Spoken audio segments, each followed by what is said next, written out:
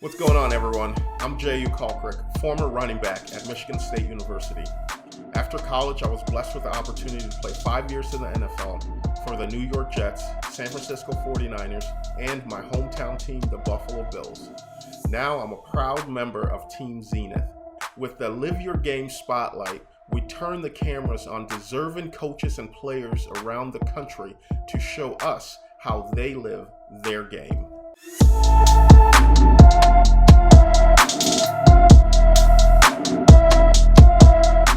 Welcome to today's edition of Xenith Team Spotlight as we focus on Todd County Rebels out of Elkton, Kentucky. Today we're joined by Coach Josh Robbins of the Rebels. Coach, welcome. Thank you for taking the opportunity and the time to join us today. Well, thank you for having me. I appreciate it. I just want to get an opportunity. This is a spotlight for you guys to showcase your program, showcase, your kids and everything. I just want to talk a little bit about you, about why coaching, what made you get into coaching? I was in the military at the time, and I reached out to a coach when I was getting out, and I fell in love with it. I just want to give back to the young men and women at the high school level, and I just want them to try to help them not make the same mistakes that I did. That's one of the big reasons. I just love the game so much. I just want to be a part of it somehow, and just help mentor these young guys. Yeah, definitely. I can definitely, understand that because, as we said in previous spotlights, being a coach, especially at the high school level, it takes a lot, from someone. As a head coach, you're taking time away from your family. Your assistants are taking time away from their family as well. And, you don't do it for the money. You do it for the love of the kids and the love of the game. And for a lot of these kids, the only father figure that they're going to have throughout their life is going to be their football coach or whatever sport that they play, their coach that they associate with there. So it's a great pride in being a high school coach, and hats off to you and your staff for that. Yeah, so you came from Fort Campbell. This is your first season with the Rebels. How was that season? How did you think that went? I thought it could have gone a little bit better. But we faced a lot of adversity, whether it was from the COVID. We had a little bit of adversity behind the scenes as well. It's all about changing the culture right now. Not that it was horrible or anything like that, but I think we bring a different aspect to the game. I have a great coaching staff, and the kids here are absolutely great. And it's just trying to get mentally tough and change things around here a little bit better. Yeah, the key word that you hit on there was changing the culture. And I understand, as a new coach coming into a program, you want to set things, you want to set a standard, you want to make things the way that you see the program going. And with this year, with all the restrictions due to COVID and everything, what did you have to do? Because some of the times, when you come in, you do team bonding experiences, different things like that to bring the team closer together and set the program to where you wanted to do. So how did that affect you in setting your culture? It hurt. We did get 1 week of spring ball in because I usually do it early before the COVID hit, and then not seeing those guys and having them get to know us, the new staff, and that hurt. And then we got a little bit of time with them, and then we got quarantined again, and then not being able to have camp. Camp's usually a huge part of building that culture, building those relationships. So not having that stuff kind of put us behind. I thought we did a great job building relationships for the most part. Some kids are still, they're going to be a little bit off because they don't know you as a person yet, and just going through all that adversity. I thought we did a great job getting to know the kids as best we could, and building it as we went week by week. But coming into a new program, you'd like to get start off a little bit smoother. But just we can only control what we can control. Yeah, that's true. And this is all, it's like the game of football in itself. There's going to be the ups and downs. It could be second and 20, you never know. So you got to adjust with that. How has coming into a new program, trying to set a standard for the team, and I understand with the traditions of the past as well as bringing in new traditions to the program for the future. How did that mesh, and how has the community came around this football program? I thought the community was great. It's been great since I've been here. I've been very lucky and blessed to have a great admin and a great staff around us here in the building. And I mean that's from the top to the bottom. Um, and the community, they showed up to what we had a lot of people show up to the games, the max amount we were allowed to. So it was great to have that. I just wish that we could have put a little bit of a better product out on the field. And but again, it's control what we can control. We teach hustle, show courage, know your assignment, care about winning, and loyalty, and that's not only on the field, but that's also off the field. Like when we talk about hustle, if your mama tells you to take out the trash, you better stop what you're doing to hustle and do it. You know what I mean? And then changing the academic standards as well. Not that they didn't have a bad academic standard. It's just I'm real strict because we've had too many great players that could have played at the next level or gone to a good school that couldn't accomplish that. So it's the little bitty things that they're getting used to, and it's just all about growing up and living by those standards and everything that we do.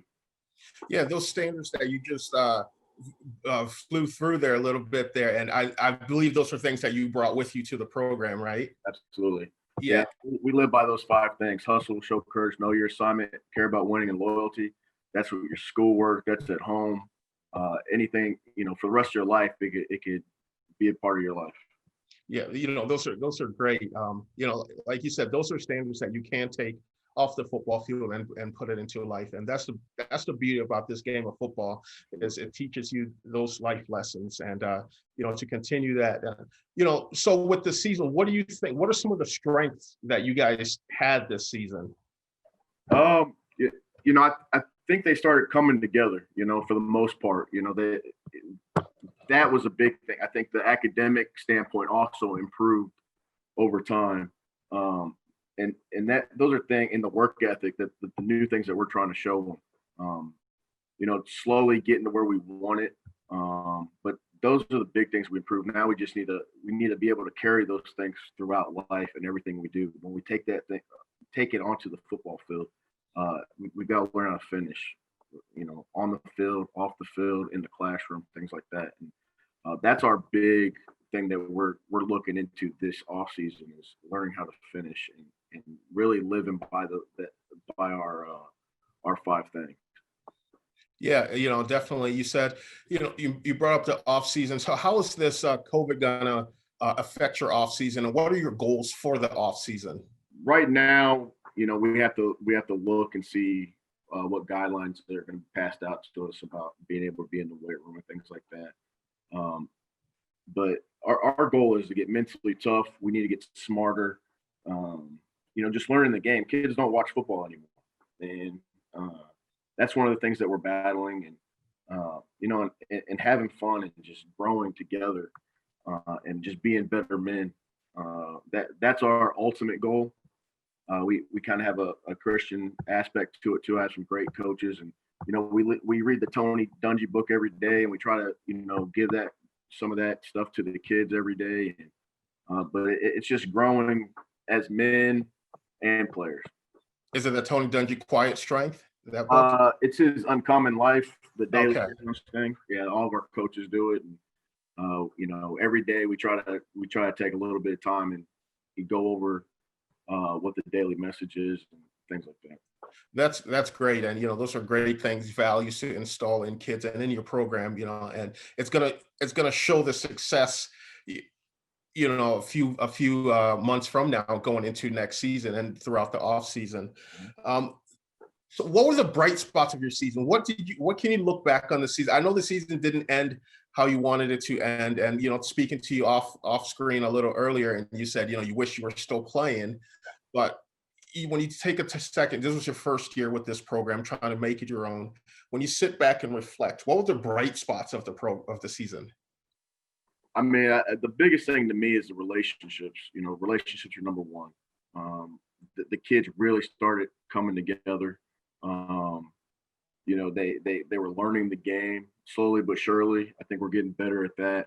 But you know, again, you know, from a season standpoint, X's and O's, I thought we got a little bit better each week.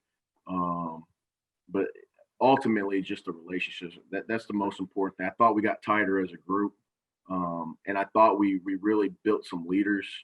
They're slowly learning how to do that. You know, our big thing is we need the players leading players. We, you know, when the guys can lead the team, and just great things happen from that when they start doing that. Yeah, definitely. And earlier you mentioned, the reason why you got into coaching, and then you mentioned a coach like Tony Dungy, the books that you and your staff read. Is there a coach that you kind of you see and you try to emulate, and you take some of that stuff from?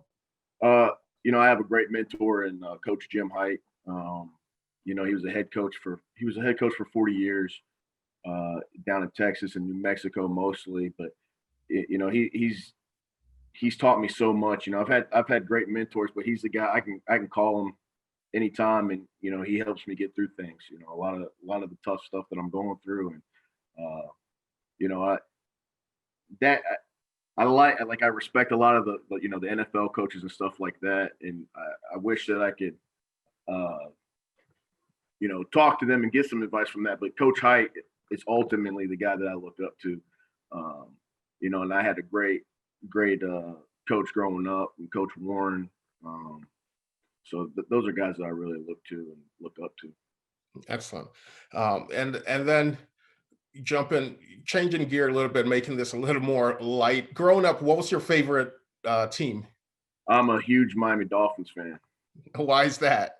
Just always have been, man. I think my dad was a Dolphins fan, and I remember being tiny, he used to play with me, and I ran into a couch and hurt my nose, and then I got a Miami Dolphin helmet, and I fell in love with the team. I love those guys. They can go. They don't have to win a game for the next 10 years, and I'm die hard.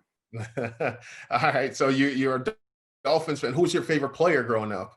Zach Thomas.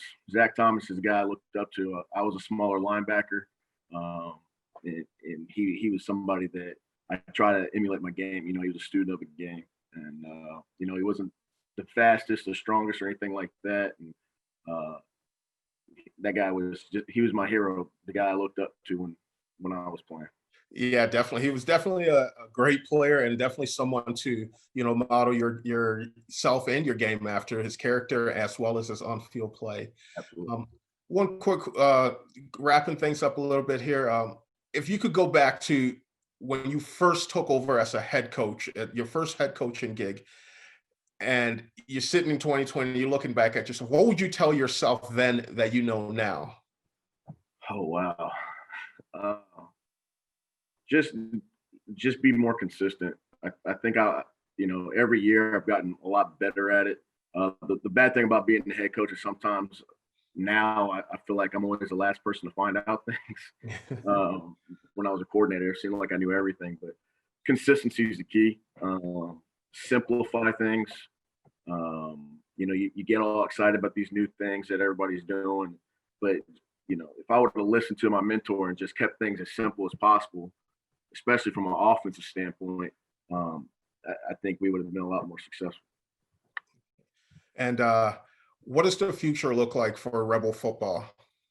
I think it's very bright. You know, we've got a great group of guys. We've got some young guys that stepped up. I mean, we had a freshman center play a playoff game. I think just and from a leadership standpoint, we're growing, and the guys want to work. They want to get back in here, and they want to improve and take this thing to the next level. You know, this team hasn't won a playoff game since the mid '90s. So we want to make the county proud, and and the families and everybody. We just want to bring a winning culture here. That's great. And coach, we want to thank you. And from our part at Zenith, we want to make things as easy as we can for you. We understand, coaching, there's a lot that goes into that, a lot behind the scenes. And then there's also the X's and O's. There's the relationship built inside with the kids, the families, the community, and everything like that. And here at Zenith, we want to be, able to just take care of your needs, and you don't have to worry about all those, added distractions and everything. We love Xenith. I mean, we got the helmets, we got the uniforms. Heck, I just ordered shoulder pads. So we love the product. We love everything that you guys do. Just class act, everything across the board has been absolutely great. Oh, that's great. We're glad we could be that for you. And we just want to again take the time to thank you for joining us. We understand, it's busy, it's crazy. I don't know if you guys are doing remote learning or not, but you took the time to jump on this and be with us for a little bit. And thank you for that. And good luck to you in the future. Thank you. I really appreciate you guys. No problem.